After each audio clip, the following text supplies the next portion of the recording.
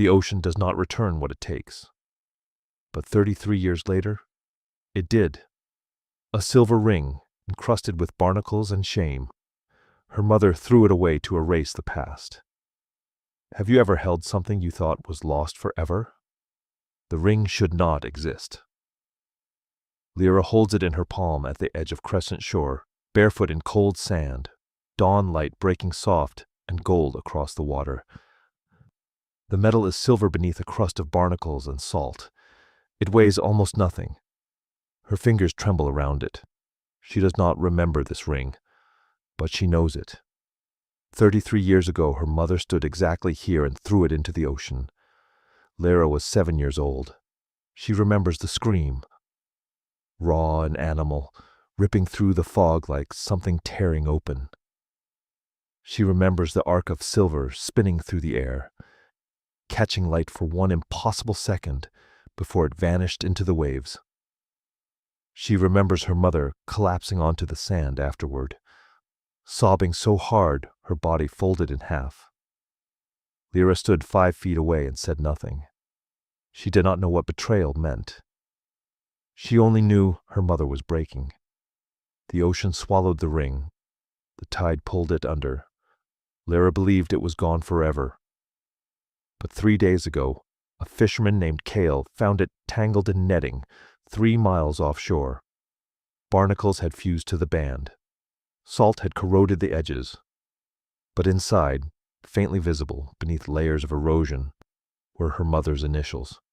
M-A-R, Maren Aelith Riven. Cale brought it to Lyra because he knew her mother. Everyone on this coast knew Maren. She was the woman who sang too loud at the harbor, the woman who drank until she couldn't stand, the woman who died 8 years ago in a motel room with a needle in her arm. Lyra stares at the ring now and feels her chest tighten. The ocean does not return what it takes. She knows the science. She has spent 15 years studying marine ecosystems, tracking currents, mapping the movement of sediment and debris. Objects sink, they drift, they corrode into nothing. The probability of this ring surfacing after 3 decades, intact, identifiable, within miles of where it was thrown, is so small it borders on impossible. And yet here it is, cold and gritty in her hand. A gull cries overhead, sharp and mournful. The waves pull and retreat in slow rhythm, dragging foam across the sand. The air smells like brine and kelp, and something older, something that tastes like memory. Lyra closes her fingers around the ring. Her hands are shaking.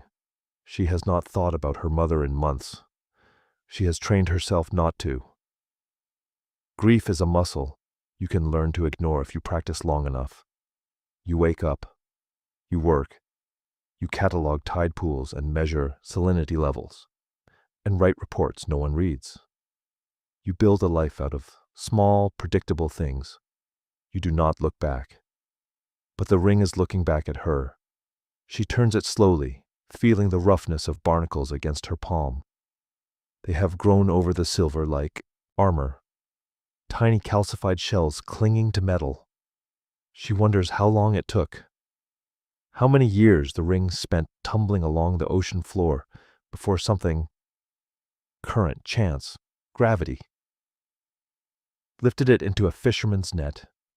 She wonders if her mother ever regretted throwing it. Lyra's throat tightens. She swallows hard. The sun rises higher, painting the water in shades of amber and rose. The beach is empty except for her. The sand is cold beneath her bare feet. She realizes she has been standing here for 20 minutes without moving.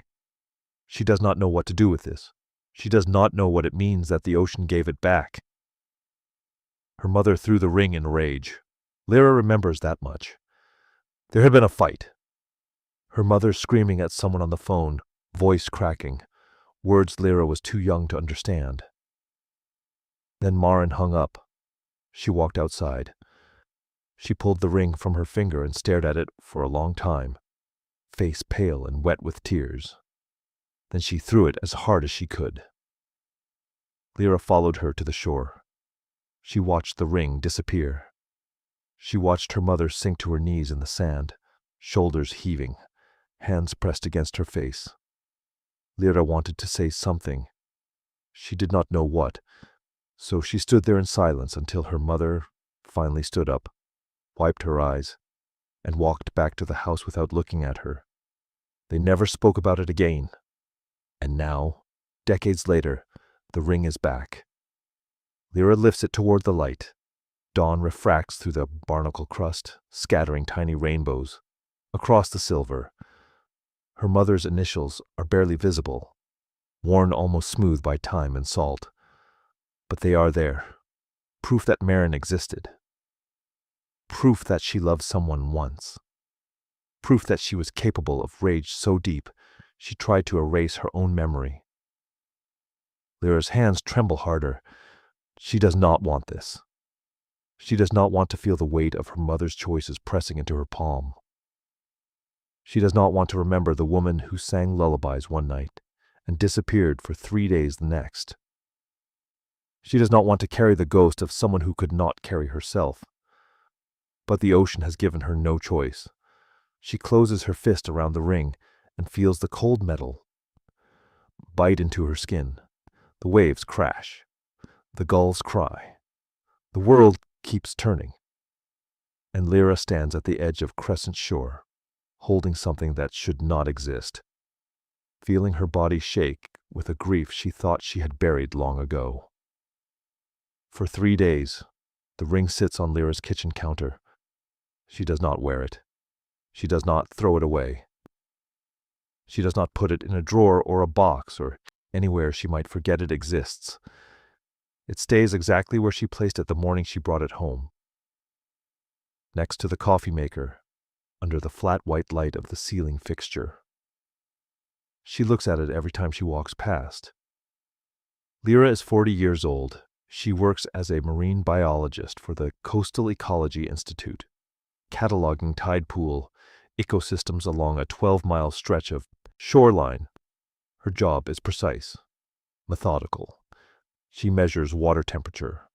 She photographs anemones and starfish. She records data in leather-bound notebooks with neat, careful handwriting. She lives alone in a small cottage overlooking Crescent Shore.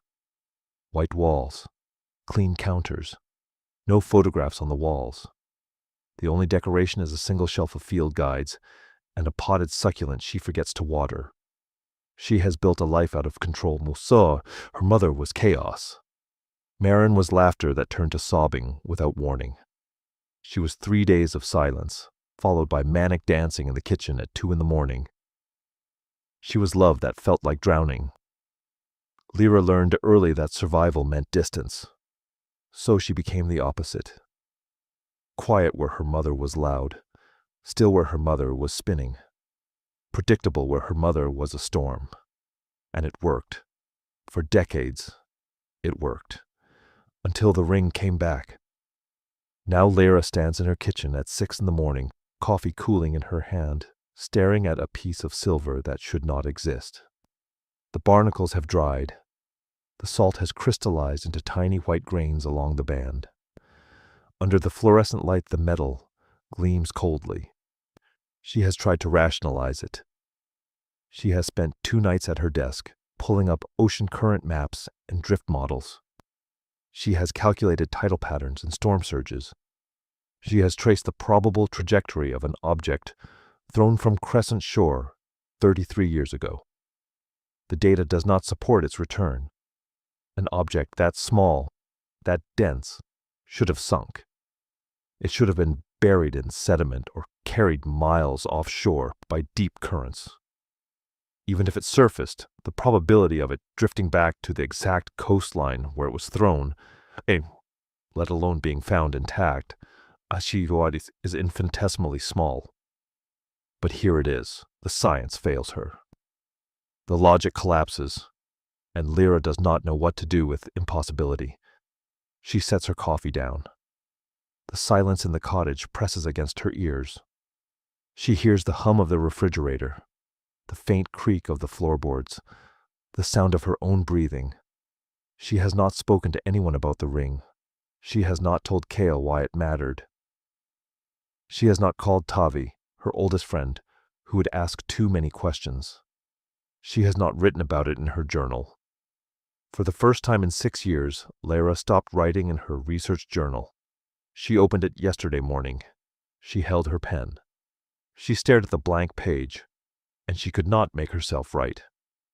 The routine, the one thing that has kept her steady since her mother's death, feels suddenly fragile, breakable, like if she writes one more line about barnacle adhesion or water salinity, something inside her will crack open.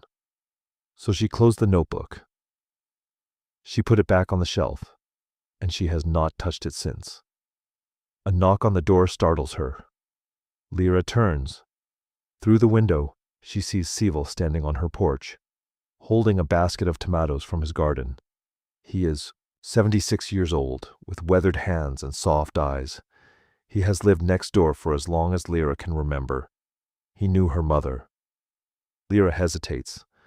Then she opens the door. "Morning," Seville says quietly. His voice is warm, careful. "Thought you might want these." "Thank you." Lyra takes the basket. She does not invite him in. But Seville's gaze drifts past her, into the kitchen, to the counter. He sees the ring. His face goes pale. For a long moment, he says nothing. He just stares at it, mouth slightly open, eyes wide. Then he looks at Lyra. "Where did you get that?" His voice is barely a whisper. Lyra's throat tightens. "A fisherman found it, 3 miles offshore." Seville blinks. His hand rises to his chest, pressing against his ribs like he is trying to steady his heartbeat. "That's not possible." "I know. Your mother threw that into the ocean 33 years ago. Lyra nods. She does not trust herself to speak. Seville steps closer. He does not ask permission. He walks into the kitchen and stands in front of the counter, staring down at the ring like it is a ghost. His fingers twitch, but he does not touch it. "She loved that ring," he says softly. "It was her mother's. Your grandmother's." Lyra's breath catches. She did not know that. Seville looks at her. His eyes are wet. "Marin told me once that she threw it away because she didn't deserve to wear it.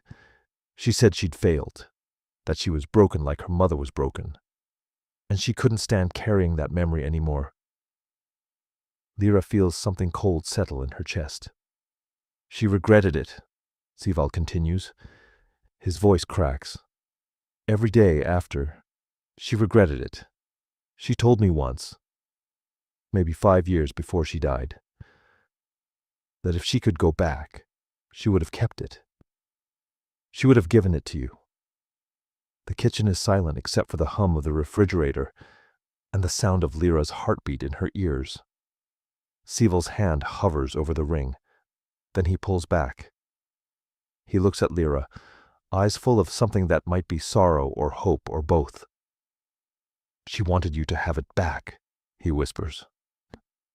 Then he turns and walks out. Lyra stands alone in the kitchen, staring at the ring. Salt air drifts through the open window. The faint smell of brine clings to the metal. Outside, gulls cry. Waves crash against the shore. And Lyra realizes the ocean did not return this by accident. It returned it because she was finally ready to receive it. Her hands begin to shake again. The dreams start on the 4th night. Not nightmares. Memories. Lyra wakes at 3 in the morning with her mother's voice still ringing in her ears. Not the screaming, not the slurred, desperate pleading, the singing. Marin used to sing while she cooked. Off-key, too loud, filling the kitchen with a joy that felt almost violent in its brightness. Lyra remembers standing on a chair, watching her mother stir pasta sauce. Barefoot and spinning in circles, hair wild around her shoulders. "Come here, baby," Marin had said, laughing. "Dance with me." And Lyra had. She had let her mother lift her down and spin her round the tiny kitchen until they were both dizzy and breathless. That was before the silence, before the disappearances, before Lara learned that her mother's joy was just the surface of something deeper and darker. But in the dream, Lyra is 7 again, and her mother is whole. She sits up in bed, throat tight, grief rising like a wave she cannot stop. The ring is still on the kitchen counter. She has not touched it since Sival left, but she can feel it, even from here. Even in the dark, it is pulling at her. By dawn, Lyra is standing at Crescent Shore. The beach is empty. Fog rolls in from the ocean, thick and gray, softening the edges of the world. The sand is cold and damp beneath her bare feet. She has not bothered with shoes. She walks to the place where her mother stood 33 years ago. She knows the exact spot. She has avoided it her entire adult life, but she knows it. The curve of the shore, the angle of the rocks, the way the water pulls at the sand in a particular rhythm. Lyra stops. She stares out at the waves. She tries to imagine what her mother felt in that moment. The betrayal, the fury, the decision to destroy something beautiful rather than let it remain a lie. Maren had loved someone. Lyra does not know who. She only knows that love ended badly enough that her mother wanted to erase it from her body. The ring was her mother's inheritance, a piece of her own mother, Lyra's grandmother, who died before Lyra was born. Maren threw away the only physical memory she had left. Lyra wonders if her mother regretted it immediately, or if it took years. She wonders if Maren ever came back here, looking for it. The ocean does not answer. It only crashes and pulls, indifferent and eternal. Lyra reaches into her pocket. She brought the ring with her. She does not remember deciding to. She only remembers standing in her kitchen, staring at it, and then closing her hand around it and walking out the door. Now she holds it up to the pale morning light. The barnacles catch the fog. The silver gleams faintly beneath the crust. Her heart is pounding. She lowers her hand. She looks down at the ring, and before she can think, before she can stop herself, she slips it onto her finger. It fits perfectly. The metal is cold. The weight of it settles against her skin like something alive. She stares at her hand, trembling, and feels terror rise in her chest. She does not know why this terrifies her, but it does. Wearing the ring feels like claiming something, like stepping into a lineage she has spent her entire life running from. Her grandmother's grief, her mother's rage, and now hers, 3 generations of women, bound by silver and salt and unhealed wounds. The waves crash. The fog thickens. Lyra's breath sinks with the rhythm of the ocean, and for a moment, she feels like she is not alone. Like the shore is watching her. Like her mother is watching her.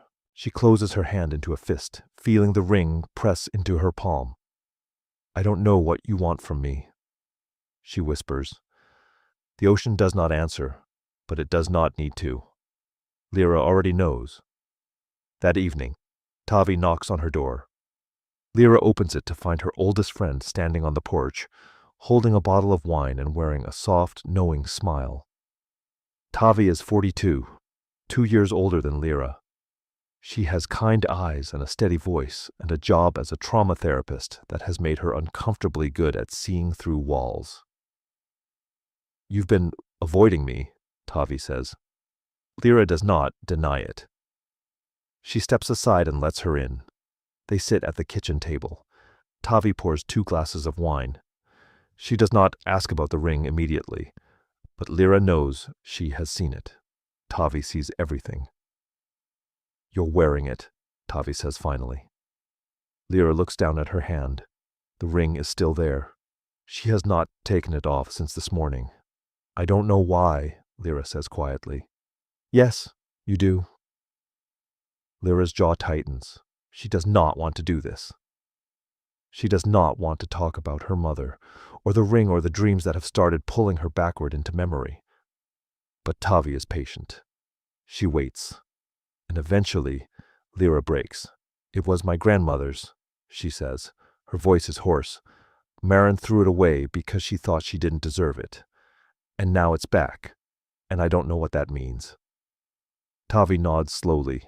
She takes a sip of wine. Then she leans forward, elbows on the table, and looks at Lyra with that steady, unflinching gaze. You've been running from her your whole life, Tavi says softly. Lyra flinches.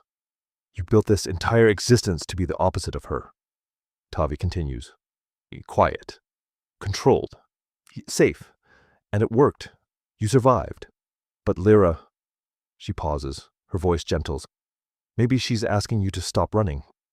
Lyra's throat closes. She stares down at the ring on her finger, vision blurring. I don't know how, she whispers. Tavi reaches across the table and covers Lyra's hand with hers. You already started. You're wearing the ring. Lyra does not respond. She cannot. Because Tavi is right. She has taken the first step, and now there is no going back. After Tavi leaves, Lyra stands at her kitchen window, staring out at the darkening ocean. The ring is still on her finger. The weight of it feels heavier now, significant. She thinks of her mother. She thinks of her grandmother. She thinks of herself, standing between them like a bridge over water that has already pulled them both under. And for the first time in years, Lyra does not try to push the grief away. She lets it rise. She lets it fill her chest. She lets it break open the carefully constructed walls she has spent decades building. The ocean returned the ring, and Lyra is beginning to understand why. Lyra finds the box on a Saturday morning while searching for her old field notes. It is small, cardboard, unmarked, shoved in the back of her closet behind a stack of winter coats she never wears. She does not remember packing it. 8 years ago, after her mother died, Lyra drove to the motel where Marin had been living. She collected her mother's belongings in silence. Clothes, a few books, a bottle of perfume that still smelled like her. She brought everything back to the cottage and put it all in boxes she never opened. She could not look at it then. She is not sure she can look at it now. But she pulls the box out anyway. She sets it on the floor. She opens it. Inside are letters, dozens of them, all in her mother's handwriting, all unsent. Lyra's breath catches. She lifts the first envelope. It is addressed to someone named David. The second is addressed to Sival. The third has no name at all. Just the words, to whoever finds this, scrawled across the front. And then she sees it. An envelope at the bottom of the box, yellowed with age. The ink slightly faded. Addressed to her. Lyra. Her hands begin to shake. The date is written in the corner. 3 months before her mother died. Lyra stares at it for a long time. Her heart is pounding so hard she can hear it in her ears. She does not want to open it. She does not want to know what her mother had to say after 12 years of silence. But she cannot stop herself. She tears the envelope open. She unfolds the letter, and she begins to read. Lyra, I don't know if you'll ever read this. I don't know if I'll ever have the courage to send it. But I need to write it down. I need you to know the truth, even if I'm too much of a coward to say it to your face. The ring wasn't about a man. I know that's what you thought. I know you saw me throw it and assumed it was because someone hurt me. But that's not what happened. The ring was my mother's. Your grandmother's. She gave it to me 3 days before she died. I was 19. She was 41. She had bipolar disorder, just like me. She tried to manage it. She tried so hard, but in the end it consumed her. She told me to keep the ring. She said it was proof that we survived, that even when the world felt like it was collapsing, we were still here. I wore it for years. I wore it through everything. through the good days and the bad days and the days I wanted to disappear. I wore it when you were born. I wore it the first time I held you and promised I would be better than she was. But I wasn't. I failed, Lyra. I failed you the same way my mother failed me. I couldn't stop the spiral.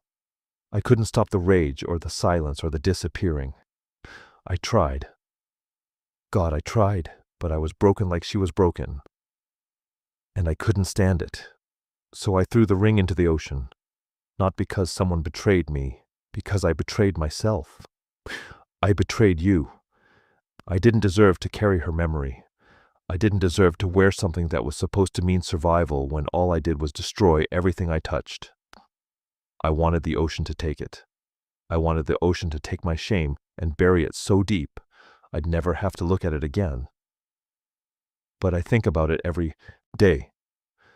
I think about standing on that beach with you, watching me. I think about the way you looked at me afterward. Like you were afraid of me. Like you didn't know who I was. You were right to be afraid. I was dangerous. Not because I wanted to hurt you, but because I couldn't stop hurting myself. And I knew that if I stayed in your life, I would pull you under with me. So I let you go. I know you think I abandoned you out of cruelty, but Lyra, I abandoned you because I loved you. Because you deserved better than a mother who couldn't get out of bed for 3 days. Better than a mother who screamed and cried and broke things and then apologized like that made it okay. You deserved better than me. I don't expect you to forgive me. I don't expect you to understand. But I need you to know. Every bad thing I did to myself, not to you. You were never the problem. I was. I love you. I have always loved you, even when I couldn't show it. I'm sorry I couldn't be the mother you needed. Marin Lyra reads the letter 3 times. The first time she cannot breathe. The second time tears fall onto the ink, blurring her mother's shaky handwriting. The third time she collapses onto the floor, pressing the letter to her chest, and sobs. Not quiet tears, not controlled grief. She breaks. She breaks the way her mother broke, the way her grandmother broke. She breaks like something inside her has been holding too much weight for too long, and finally gives way. Her breathing is uneven, ragged. The wind rattles the cottage windows. The sound mingles with her sobs until she cannot tell where one ends and the other begins. The ring is still on her finger.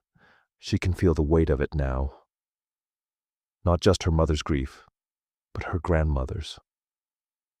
3 generations of women who believed they did not deserve to be loved. 3 generations who carried shame like a second skin. And Lyra realizes her mother did not abandon her out of cruelty. She abandoned her out of self-hatred so deep she could not bear to be witnessed. Marin did not throw the ring at Lyra. She threw it at herself. And the ocean held it. The ocean kept it safe. The ocean waited 33 years until Lyra was strong enough to understand. Lyra presses her forehead to the floor. She holds the letter against her heart. And she whispers the words she has never been able to say. I forgive you. The cottage is silent except for the sound of her breathing, the wind, the distant crash of waves. And for the first time in 8 years, Lyra feels her mother's presence not as a ghost, but as a truth she can finally hold. For 2 weeks, Lyra does not work. She calls the institute and tells them she is sick. It is not a lie. Grief is a kind of sickness, one that settles in your bones and makes it impossible to pretend you are fine. She spends every morning at Crescent Shore. She walks barefoot along the water's edge, wearing the ring, and she speaks aloud to her mother. At first, the words feel strange, awkward, like trying to remember a language she has not spoken in years. But the more she talks, the easier it becomes. I forgive you, she says to the waves. Her voice is raw and small, carried by the wind. But I'm also angry at you. The ocean does not answer, but it listens. I'm angry that you left, Lyra continues. I'm angry that you thought leaving was the answer. I'm angry that you believed you were too broken to be loved. Her footprints fill with seawater behind her. The sand is cold and damp beneath her feet. The ring glints in the morning light, barnacles catching the sun. I miss you, she whispers. I miss you so much it still hurts. And I don't know how to be your daughter when you're gone. The waves crash, the gulls cry, the world keeps turning, and Lyra keeps walking. She begins to see the shape of her life differently. For decades, she has defined herself in opposition to her mother, controlled because Marn was chaotic, silent because Marn was loud, alone because Marn's love felt like drowning. She has built an entire existence as a reaction, a defense, a way to prove she was not her mother. But she has never asked herself, who would I be if I stopped running? The question terrifies her, because if she is not the opposite of her mother, then who is she? She does not have an answer yet, but she is beginning to understand that finding one will require letting go of the version of herself she has clung to for so long, the version that survived by staying small, by staying silent, by keeping everyone at arm's length. That version kept her safe, but it also kept her alone. And Lyra is tired of being alone.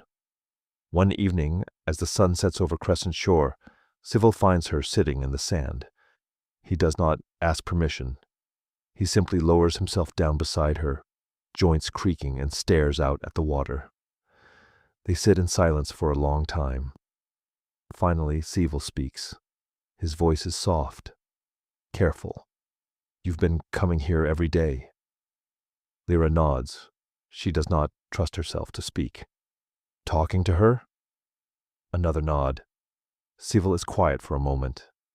Then he says, That's good. She would have liked that. Lyra's throat tightens. Tears prick at her eyes, but she does not let them fall.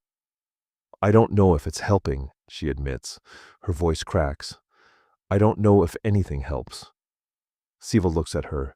His eyes are kind, sad, full of a grief that mirrors her own.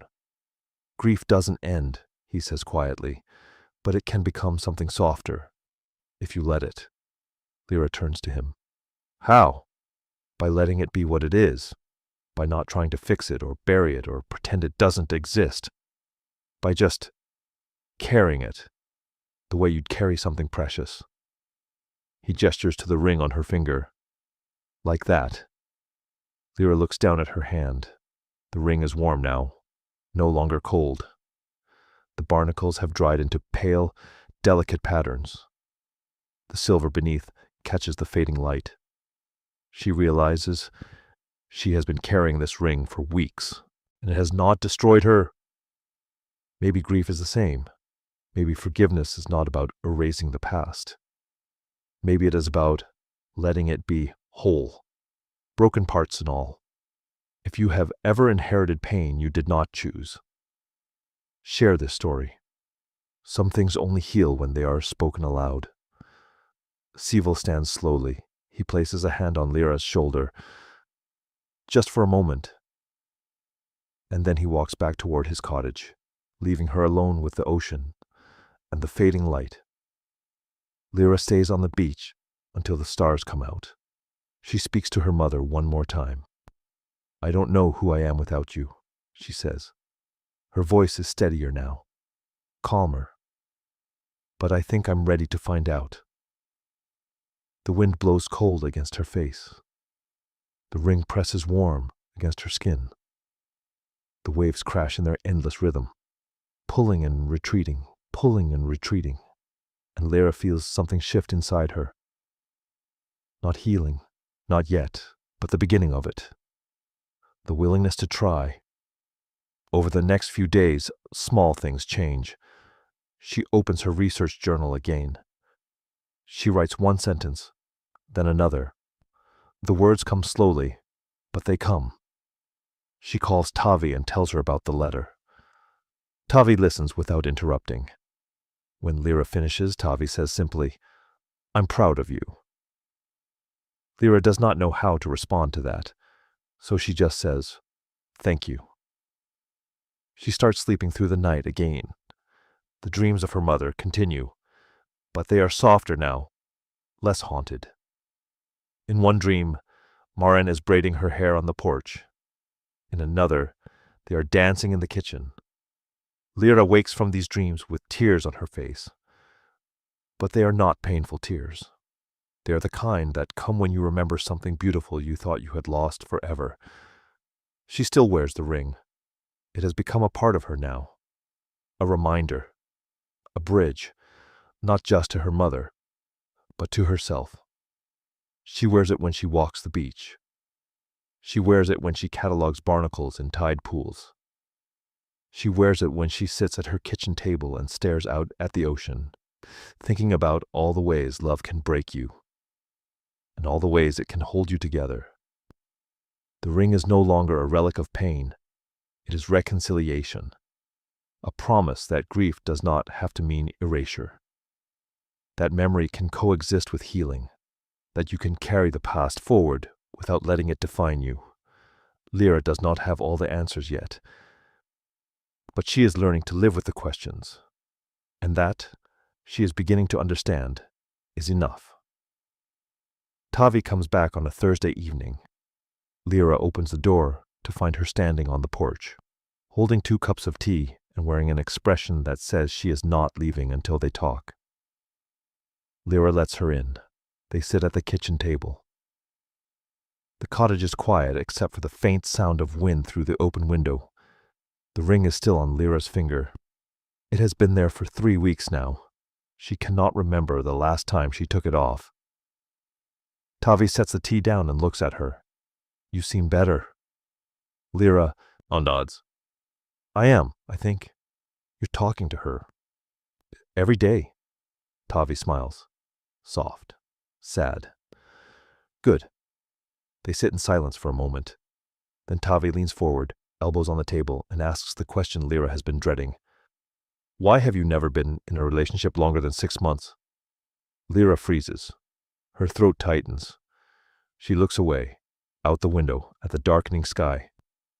Rain is beginning to fall, soft at first, then harder. "That's not fair," Lyra says quietly. "I know." Tavi's voice is gentle but unyielding, "but I'm asking anyway." Lyra does not answer. She cannot, because the truth is too ugly, too raw, too close to the things she has spent her entire adult life running from. "You're afraid," Tavi says. It is not a question. Lyra's jaw tightens. "Of what?" "Of hurting someone the way she hurt you." Lyra flinches like she has been struck. Tavi does not look away. She never does. That is what makes her a good therapist and a terrifying friend. "You think, if you let someone close, you'll destroy them." Tavi continues. Her voice is steady, calm. "You think your mother's patterns live inside you like dormant code, and if you're not careful, they'll activate. You'll become her." Lyra's hands begin to shake. She grips the edge of the table, knuckles white. "Stop," she whispers. "No." "Tavi, you think love is synonymous with destruction? That intimacy is just a prelude to abandonment? That if you let yourself be loved, you'll prove you're as broken as she was?" Lyra stands abruptly. The chair scrapes against the floor. She walks to the sink and grips the edge, staring down into the basin. Her breathing is uneven. Her vision blurs. "You don't understand," she says. Her voice cracks. "You didn't grow up with her. You didn't watch her destroy everything she touched. You didn't see the way she loved people and then left them bleeding." Tavi stands. She walks over slowly. She does not touch Lyra. She just stands beside her.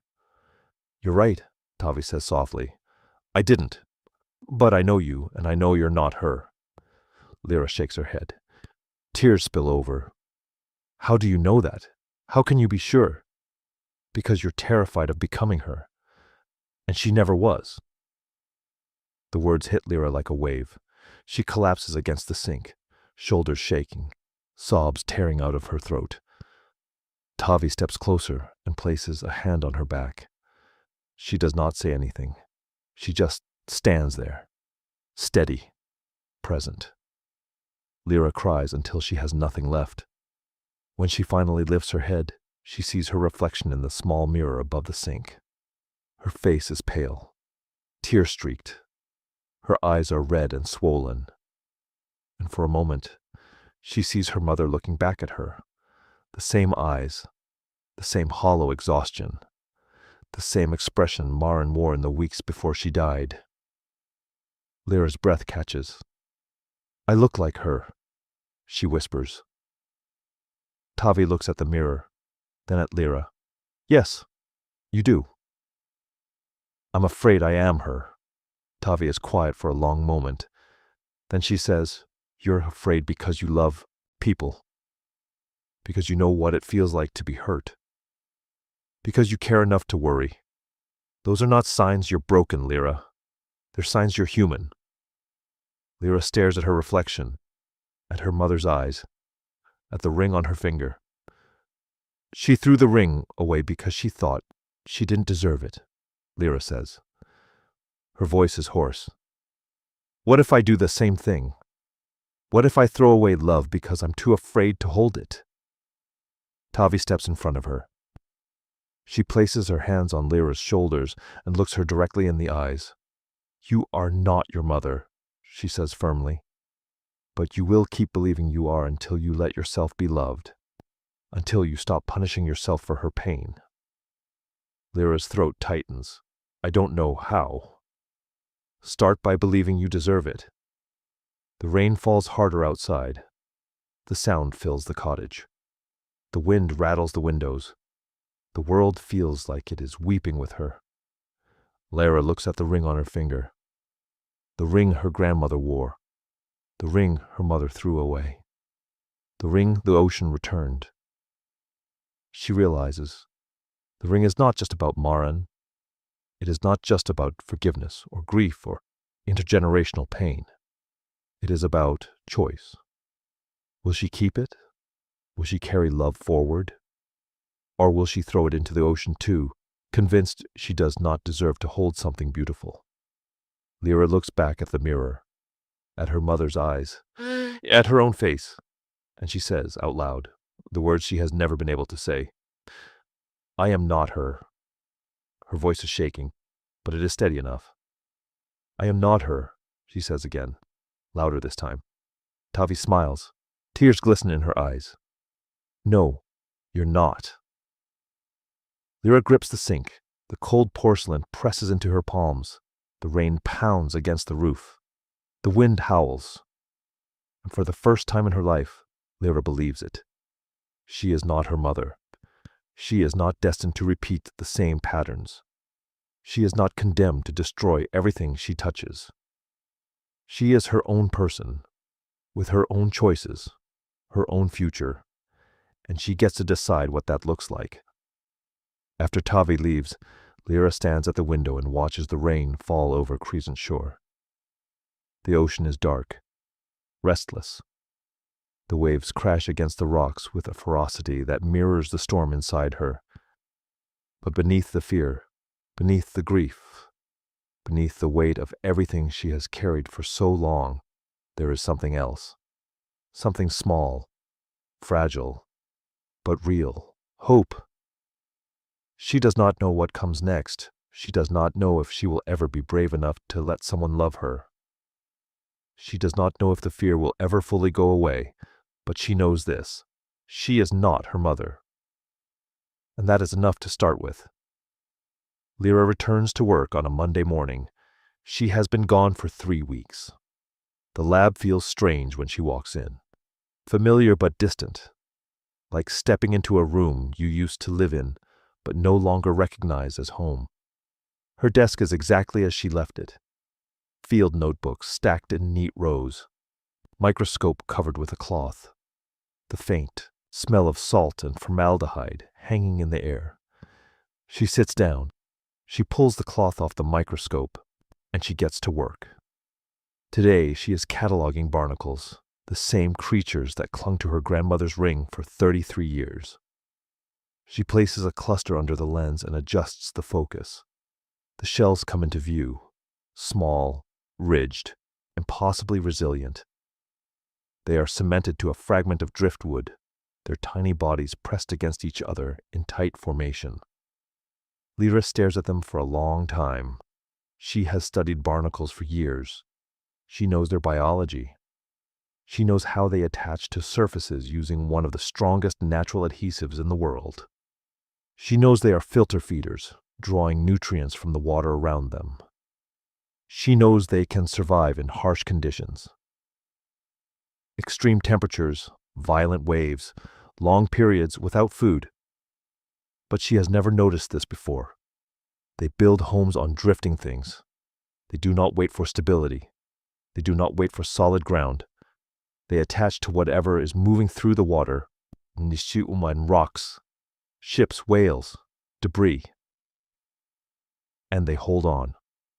They survive not by letting go, but by holding on. Lyra's throat tightens. She leans back from the microscope and stares at her hands. The ring is still on her finger. It has been there for weeks now. She has worn it through grief and anger and fear and hope, but she does not need to wear it anymore. Not because she wants to forget, but because she has finally learned what it was trying to teach her. That evening, Lyra sits at her kitchen table and writes a letter. The pen scratches softly against the paper. The wind moves through the open window, carrying the scent of salt and rain-soaked sand. The cottage is quiet except for the sound of her own breathing. She does not write much. Just a few lines. Martin, I found your letter. I read it. I understand now. You were not cruel. You were broken, and you thought breaking me was the only way to keep me safe. I forgive you, not because you asked for it, but because I need to. I am not you, but I carry pieces of you, and I am learning that is not something to be ashamed of.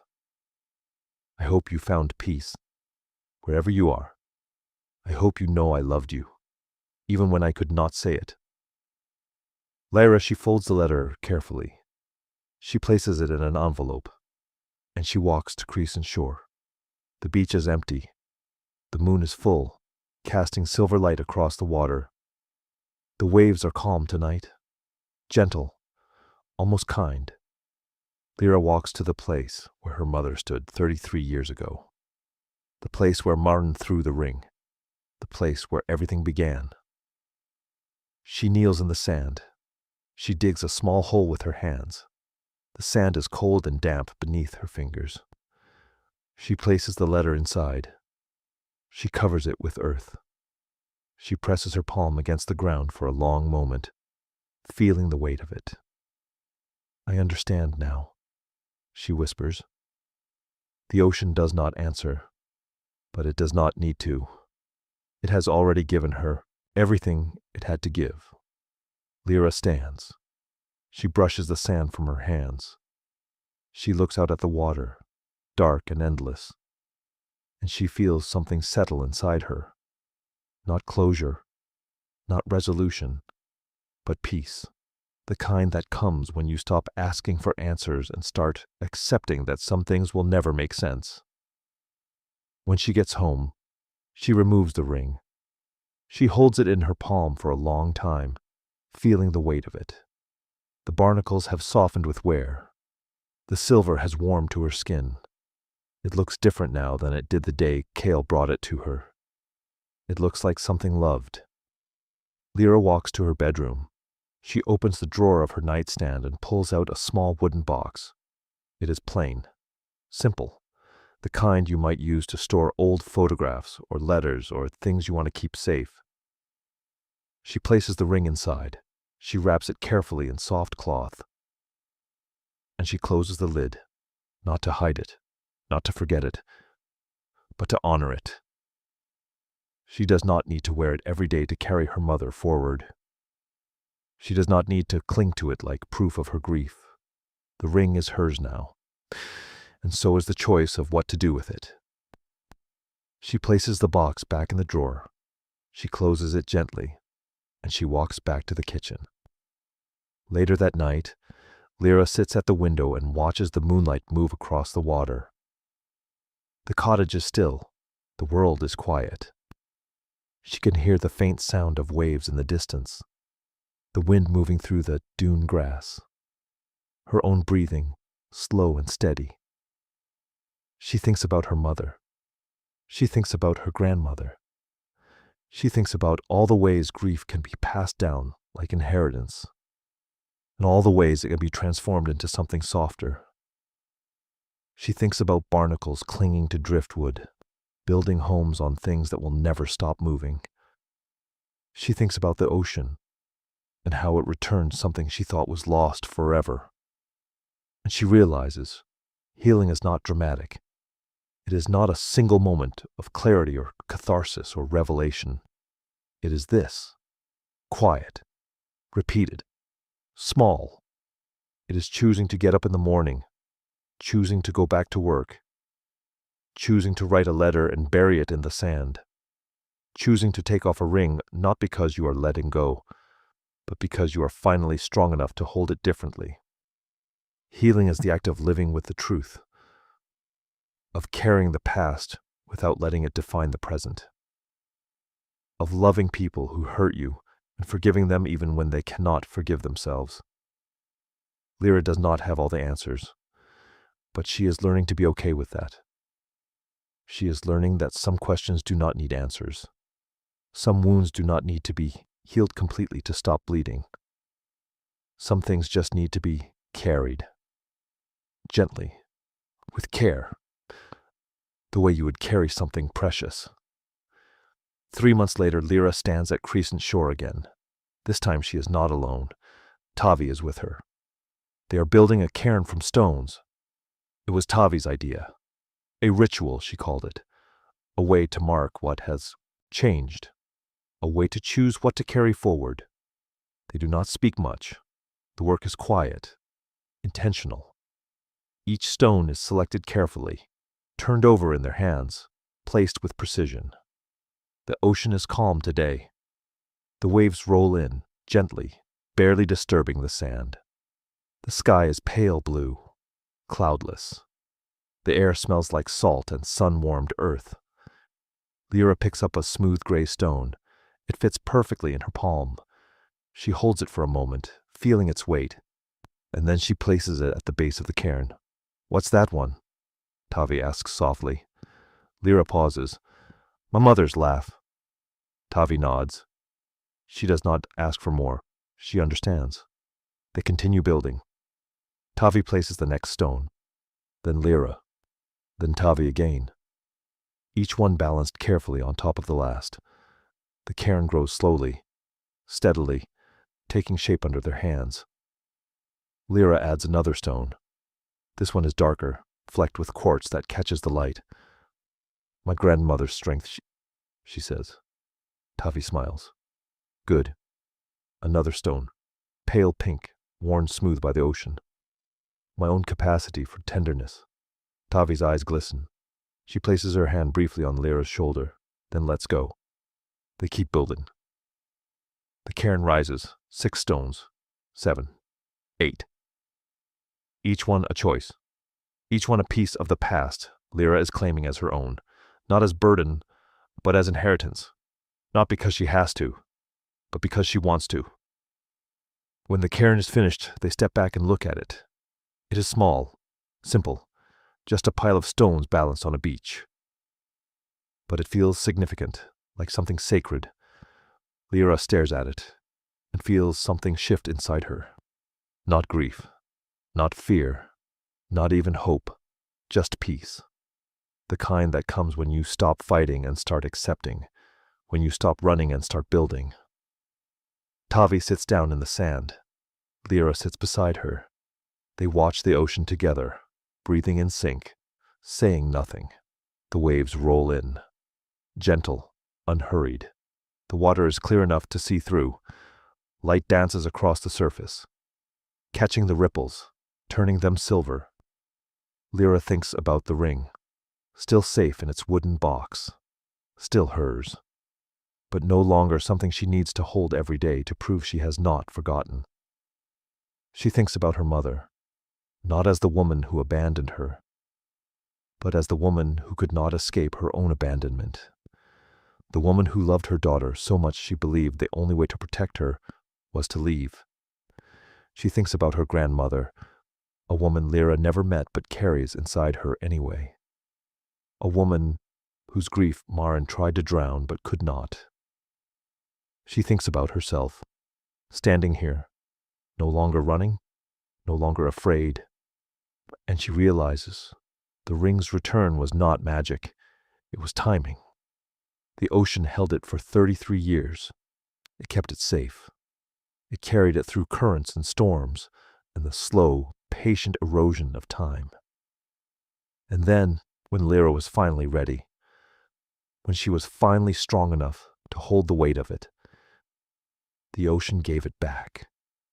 Not because she asked for it, not because she deserved it, but because she was ready to receive it. "Do you think it's over?" Tavi asked quietly. Lyra looks at her. "What?"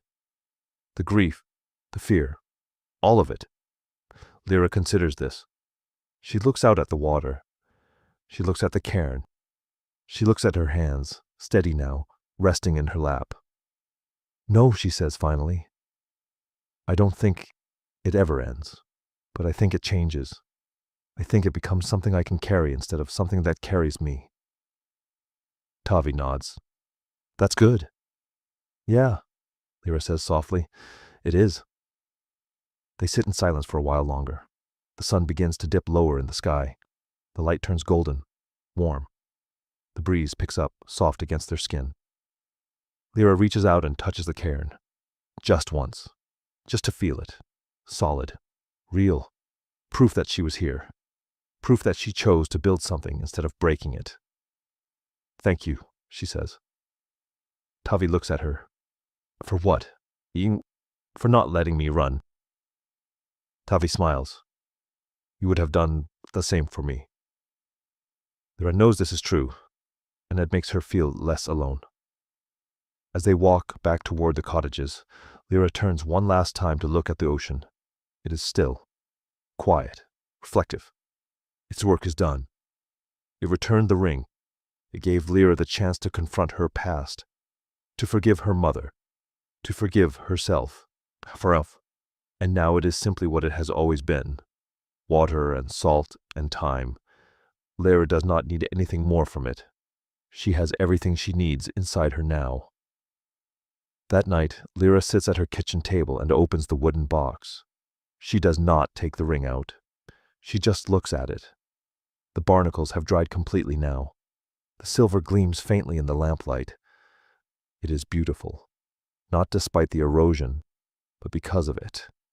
It is a ring that has survived, that has been carried by the ocean and returned, that has been held by 3 generations of women who believed they were too broken to be loved. And now it belongs to Lyra, not as proof of her mother's failure, not as reminder of her grandmother's grief, but as evidence that survival is possible, that love can be carried forward, that you can inherit pain and still choose tenderness. Lyra closes the box gently. She places it back in the drawer, and she turns off the light.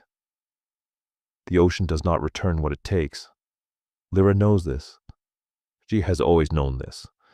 But sometimes, if you wait long enough, if you are patient enough, if you are finally ready to receive it, the ocean offers you the chance to reclaim what you thought was lost forever.